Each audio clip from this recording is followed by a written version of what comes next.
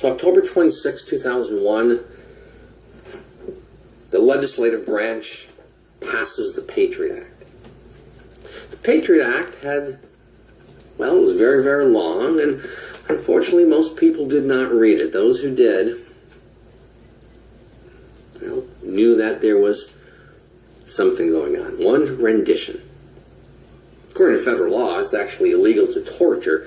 Well, it's illegal to torture in the United States. So what we did was we have the policy of rendition. We capture people who we want information from, and we take them to a country that does allow torture. We picked up people from all over the world, and we took them to Syria. We took them to Egypt. We took them to other parts of the world where torture was perfectly accepted. We expanded the FISA courts. The FISA courts were established in 1978. FISA stands for Foreign Intelligence Surveillance Act. FISA was passed in 1978 to monitor the communications between foreign agents operating for foreign governments in the U.S. That's going to be amended in the Patriot Act to include non-state entities and terrorists and American citizens. FISA created secret courts with secret judges who issue secret warrants. Suspects are not allowed to present evidence in their defense. Suspects are not allowed to see evidence against them.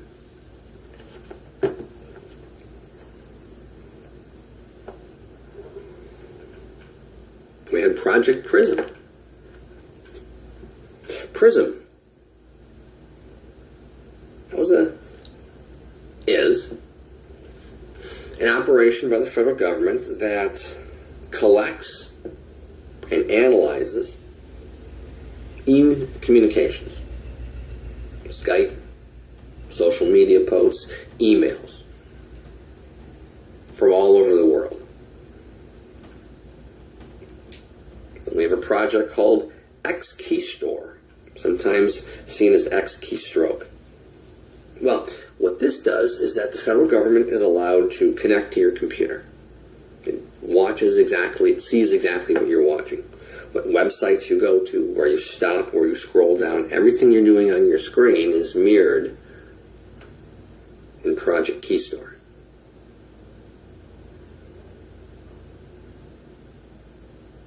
During the quasi-war, that naval conflict between the United States and France during the presidency of John Adams, the Federalists in Congress passed a couple of laws. One, the Alien Act, two, the Sedition Act. The Alien Act allowed the president, during a time of war or national emergency, to round up people of that ethnicity that we are fighting against.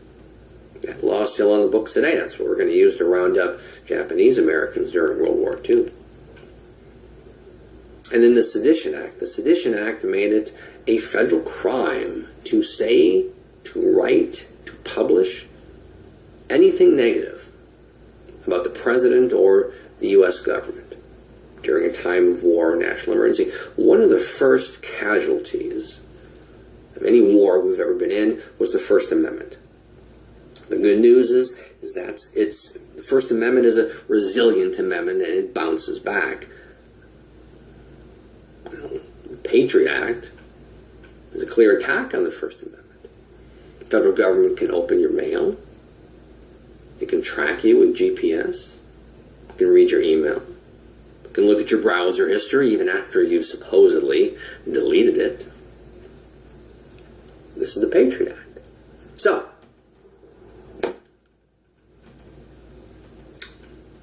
people throughout American history had taken the federal government to court when the court tramples on the First Amendment. It happened certainly in World War I when it became illegal to protest. Protesters were arrested. The Supreme Court decided that, oh, we're going to give a little leeway to the federal government. Yes, it's a trampling on the First Amendment, but it's a national emergency, so we'll allow it, just don't go too far. And it happened throughout the 20th century, and it's happening in the 21st century.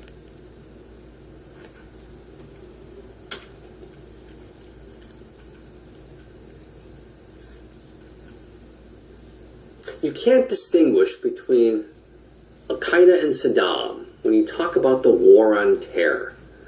They're both equally as bad and equally as evil and equally as destructive. President George W. Bush, September of 2002. Well, the Bush administration adds the Iraqi leader Saddam Hussein to the list of those who supported terrorism in general and 9/11 in particular.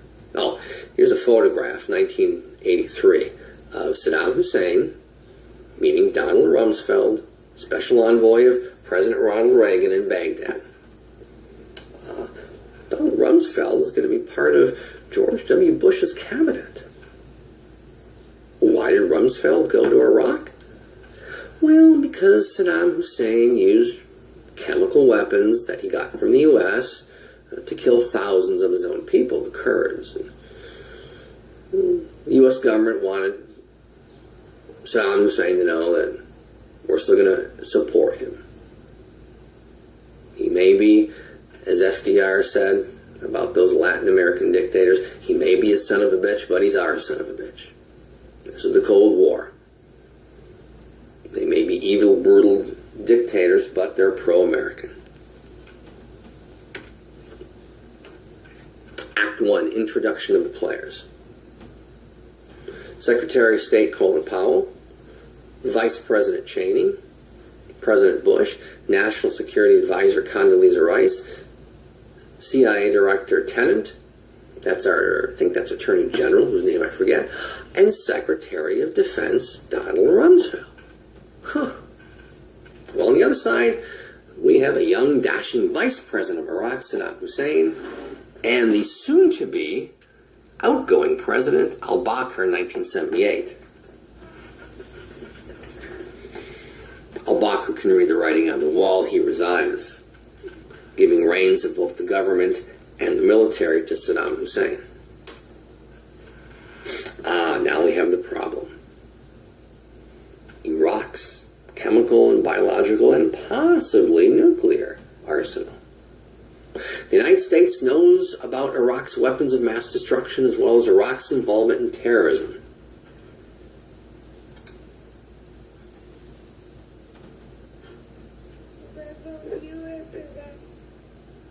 So when former U.S. Secretary of State Colin Powell went on Meet the Press on Sunday, Tim Russert brought up that one day that may have most undermined Colin Powell's credibility.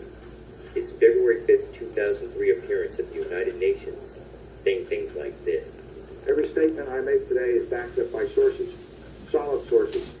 These are not assertions. What we're giving you are facts and conclusions based on solid intelligence. Now, as we all know, that intelligence turned out not to be that solid. And, as he had in a November 20th, 2005 interview with the LA Times, Powell again claimed he was misled by unknown forces in the intelligence community who failed to reveal vital information to him as he describes here. I cannot tell you why within the intelligence community, the people who have put out burn notices, meaning don't trust this source, those burn notices never rose to the right level. And one of the things I'm most irate about is that I have reason to believe that in the CIA, the nights we were out there till midnight every night, putting this presentation together, trying to make it airtight, there were people in the room who knew that burn notices had gone out on some of these sources, and that was not raised to me or to Mr. Tennant. Why not?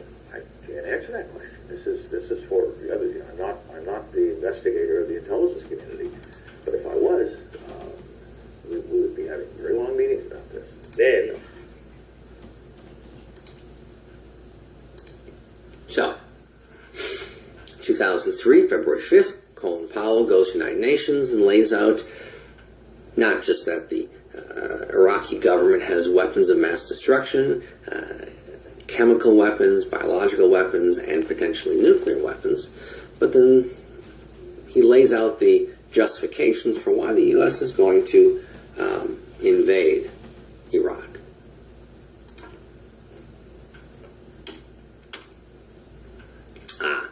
The coalition of the willing. The United States invades Iraq. The fighting lasts from March 20th to May 1st, 2003. And then President Bush Mission accomplished banner says this.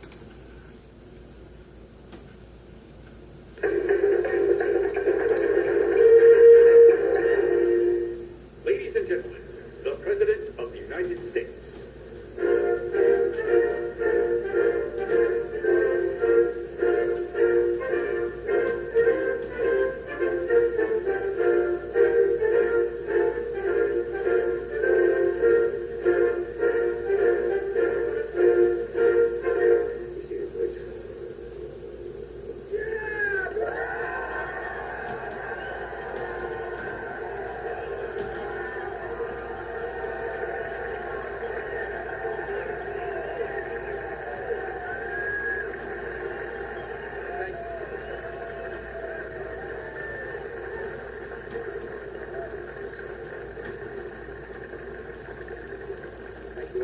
Admiral Kelly, Captain Card, officers and sailors of the USS Abraham Lincoln, my fellow Americans.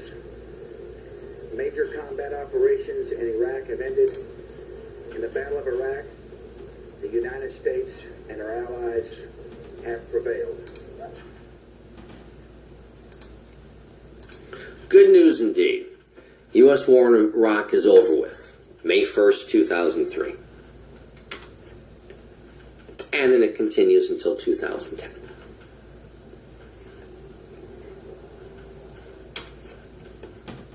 December 13th, 2003, U.S. military captures Saddam Hussein, who, as the federal government will later admit, had absolutely nothing to do with September 11th. Between 2003 and 2010, this is 500,000 Iraqis were killed. That's a 2011 estimate. 4,429 Americans were killed in action. 32,223 were wounded in action. This is, like I said, this is just 2010 when President Obama announces that this is the end of the Iraq War and we are leaving. Well, of course, we didn't leave. There's plenty of troops left behind.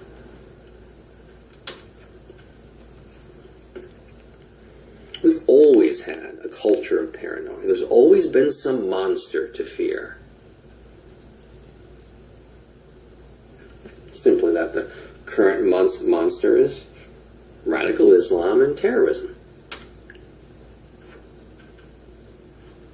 And so part of the Patriot Act created, well, an entire new agency within the federal government, Homeland Security. And one aspect of Homeland Security was, well, to secure our airports, to look for evidence that people are going to commit terrorist acts. That's the TSA, the Transportation Safety Administration.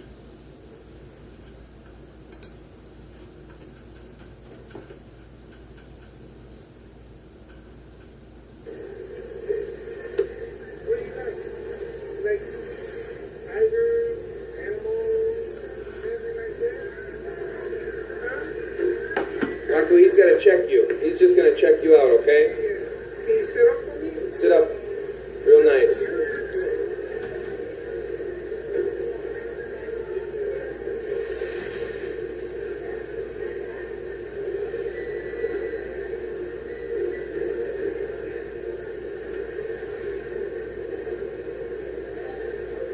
Yeah, I'm going to take some swab with this cash also, okay? Get on the chair. A what? I'm just going to swab for Okay. pictures and this cash. Yeah. Rocco, they got to just check you, okay? It's no big deal. Yeah, we're going to go there and then we're going to eat in a minute. I know. It's kind of weird, but it's no big deal. And then you can put your Crocs on. Yeah, we're going.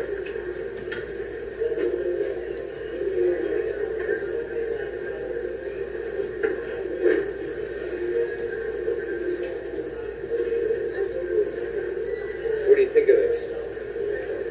Weird, huh? It's a little weird.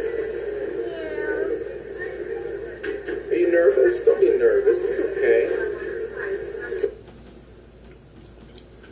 Video was one of many that Americans have recorded over the years.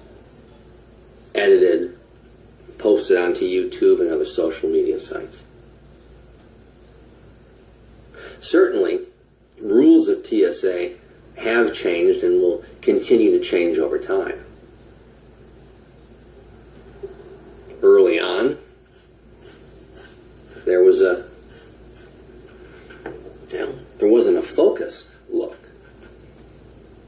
There was this idea that everyone could be caught up in terrorism. And then over time, the characteristics of suspected or potential terrorists will be narrowed. So certainly the mission of the TSA, like any other government agency, has changed and will change over time.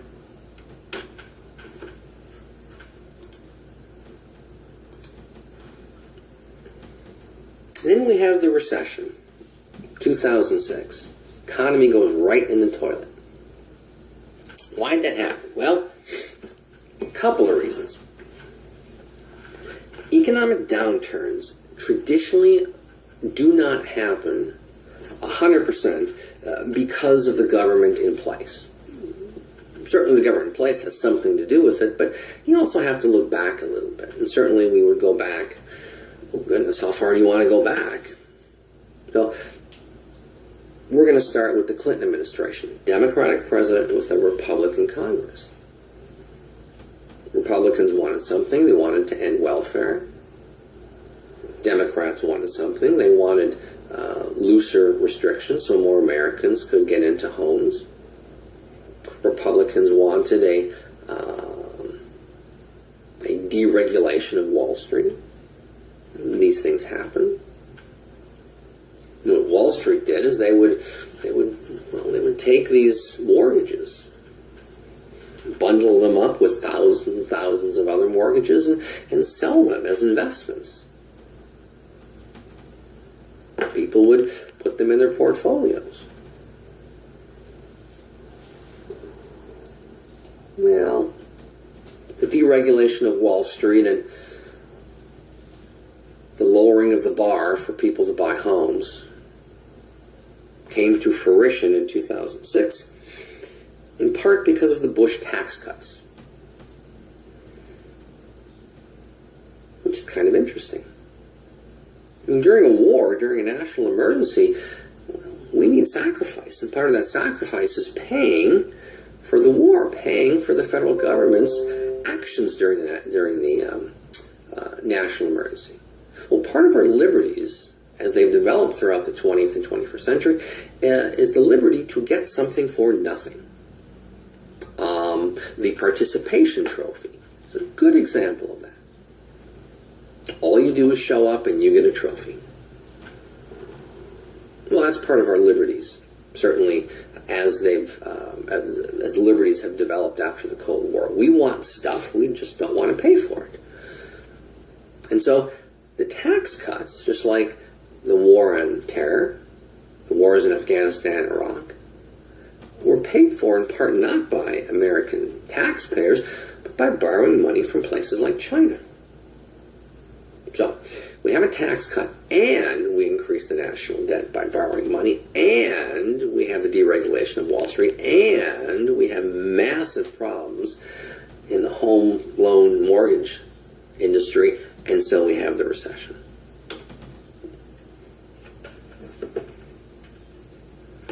And that's where we are up to 2008.